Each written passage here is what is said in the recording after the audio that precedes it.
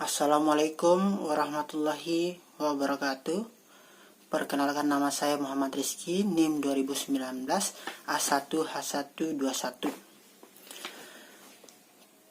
Fakultas FKIP, Program Studi Pendidikan Guru Sekolah Dasar, mata kuliah Praktikum IPS. Assalamualaikum warahmatullahi wabarakatuh. Gimana kabar semuanya? Alhamdulillah, luar biasa, Allahu Akbar. Baik, hari ini bertemu lagi sama Bapak ya. Hari ini kita akan belajar kembali. Tapi sebelum kita belajar, mari kita berdoa agar ilmu yang kita dapat hari ini bisa sampai dan selalu kita ingat ke depannya. Silakan ketua kelas pimpin doa.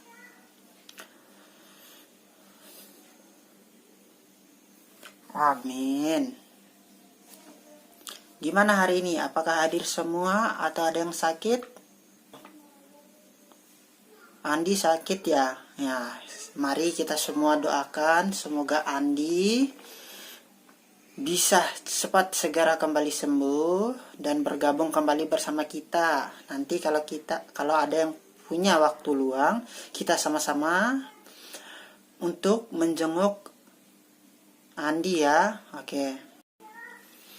Hari ini kita akan belajar tentang pasar tradisional dan pasar modern. Sebelumnya, ada yang tahu nggak apa itu pasar tradisional? Oke. Bapak akan menjelaskan pasar yang pertama, yaitu pasar tradisional, yaitu merupakan tempat di mana biasa terjadi atau bertemunya antara penjual dan pembeli, di mana ditandai dengan adanya transaksi jual beli. Di pasar tradisional biasanya terjadi tawar menawar antara penjual dan pembeli. Nih, sekarang Bapak bertanya nih, apakah ada yang tahu nggak apa itu ciri-ciri pasar tradisional? Yang pertama, apa? Iya, benar sekali. Di pasar yang pertama, yaitu pasar tradisional, terdapat banyak penjual. Ada yang tahu ciri-ciri yang kedua?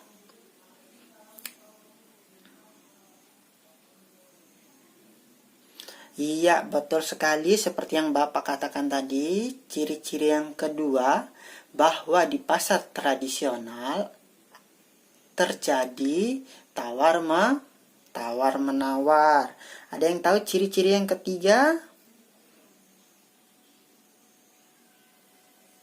Iya, benar sekali. Di pasar tradisional itu menerapkan sistem jual beli tawar menawar, kemudian harga yang disepakati.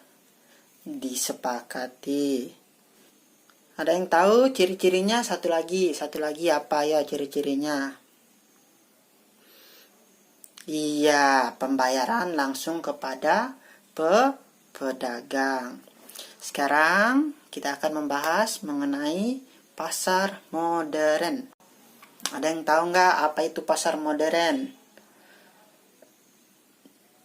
Nah, jika tidak ada, Bapak akan menjelaskan apa itu pasar modern. Pasar modern adalah pasar di mana produk-produk yang dijual itu harganya sudah pas. Nah, ada yang tahu nggak ciri-ciri pasar modern? Yang pertama apa ya? Iya, benar sekali. Yang pertama ciri-cirinya itu pembayaran dilakukan kepada kasir. Ada yang tahu ciri-ciri yang kedua? Iya, tempat transaksi atau jual belinya itu terlihat bersih dan juga nyaman. Yang ketiga, ada yang tahu? Ada yang tahu? Nah, yang ketiga itu adalah harga di pasar modern. Biasanya harganya itu sedikit lebih mahal daripada pasar tradisional. Kemudian Bapak akan memberikan ciri-ciri yang keempat yaitu barang yang dijual ya atau yang dipasarkan di pasar modern itu biasanya barangnya itu lebih bermutu karena itu barangnya itu bermerek, berbeda dengan sayuran-sayuran yang ada di pasar tradisional ya. Di sana itu barangnya tidak memiliki merek, berbeda dengan di pasar modern. Oke, itu adalah pembahasan kita yang pertama. Selanjutnya kita akan melanjutkan pada pembahasan yang kedua, yaitu mengenai sumber daya alam hayati dan sumber daya alam non hayati. Sekarang Bapak akan menjelaskan apa sih sumber daya alam itu.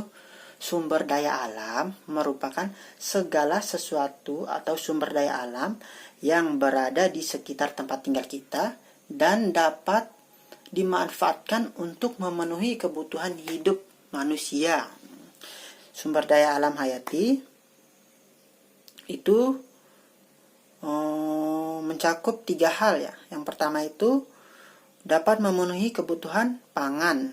Kebutuhan pangan ada yang tahu seperti apa? Iya, makanan. Kemudian kebutuhan sandang. Ada yang tahu kebutuhan sandang? Iya, seperti pakaian yang sedang kita pakai sekarang. Yang ketiga kebutuhan papan, yaitu tempat tinggal atau rumah atau sekolah yang sedang kita tempati sekarang. Sekarang kita akan bahas terlebih dahulu terkait sumber daya alam hayati. Ada yang tahu apa itu sumber daya alam hayati? Iya, benar sekali. Sumber daya alam hayati adalah sumber daya alam yang berasal dari makhluk hidup. Ada yang tahu contohnya seperti apa?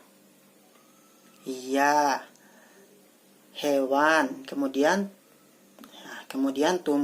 tumbuhan. Ya, sumber daya alam hayati juga itu biasanya merupakan sumber daya alam yang dapat diperbarui. Contohnya nih ya, kalian di rumah memiliki ayam. Kemudian ayam kalian itu bertelur. Setelah mereka bertelur, kemudian mereka menetaskan telurnya itu, kemudian muncullah yang namanya anak ayam, sehingga ayam itu akan terus berkembang biak, akan terus melakukan kembang biak sehingga lama kelamaan akan menjadi lebih banyak. Kemudian sekarang Bapak akan bertanya nih, apa sih bahaya yang dapat menimpa sumber daya alam hayati? Ada yang tahu nggak yang biasa terjadi di sekitar tempat tinggal kita? Iya, salah satu contohnya yaitu melakukan penebangan pohon tanpa melakukan penghijauan kembali. Kemudian selanjutnya kita akan masuk ke dalam pembahasan sumber daya alam non hayati. Sekarang, ada yang tahu nggak apa saja sih sumber daya alam non hayati? Iya, yang pertama yaitu tanah, kemudian apalagi? Air, kemudian matahari, kemudian energi, ya, terus logam, ya benar sekali. Itu adalah contoh-contoh atau hal-hal yang terdapat dalam sumber daya alam non hayati. Biasanya sumber daya alam non hayati ini adalah sumber daya alam yang tidak akan pernah habis. Namun kualitasnya itu akan semakin menurun. Ada yang tahu contohnya apa? Iya, betul sekali. Contohnya sungai yang ada di sekitar tempat tinggal kita. Nah, pada zaman dulu itu air sungai itu bisa kita minum secara langsung karena dulu pemukiman penduduk itu masih sedikit sehingga potensi pencemaran yang terjadi pada sungai itu sangat kecil. Berbeda dengan sekarang, banyak sekali sungai di sekitar tempat tinggal kita yang sudah tercemar akibat sampah-sampah atau limbah dari manusia. Kemudian ada yang tahu nggak apa itu manfaat dari sumber daya alam non hayati? Apa tadi yang pertama? Iya, tanah. Ada yang tahu nggak manfaat tanah itu bagi kehidupan manusia? Ia digunakan sebagai lahan pertanian. Betul sekali. Kemudian air. Ada yang tahu nggak manfaat air itu bagi kehidupan kita?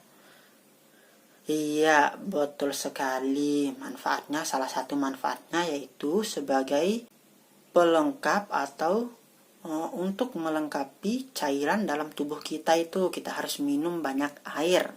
Kemudian matahari, kegunaan sumber daya alam non hayati matahari, ada yang tahu? Ia dapat memberikan sinar matahari di siang hari. Selain itu dapat digunakan sebagai sumber daya listrik, kemudian sebagai pengantar panas ya ketika kalian menjemur pakaian. Kemudian sumber daya logam itu dapat kita ubah menjadi perhiasan. Mungkin sekian yang dapat Bapak sampaikan hari ini. Lebih dan kurangnya Bapak mohon maaf. Wabillahi taufiq wal hidayah. Wassalamualaikum warahmatullahi wabarakatuh.